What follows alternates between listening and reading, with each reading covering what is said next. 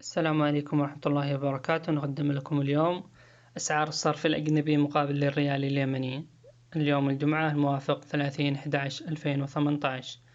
نلاحظ ارتفاع في أسعار الصرف. الدولار الأمريكي مقابل الريال اليمني 490 بارتفاع قدره 90 ريال. ريال سعودي يساوي 130 بارتفاع مقدر 30 ريال. اليورو 540 بارتفاع 43 عن صرف أمس. جنيه استرليني 560 بارتفاع 60 ريال عن صرف أمس.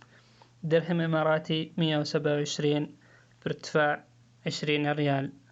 ريال عماني 1144. ريال قطري 121. دينار كويتي 1500. جنيه مصري 28. دينار أردني 650. رومنبي صيني 75. بير إثيوبي 18. العملة الماليزية 135. شكرا.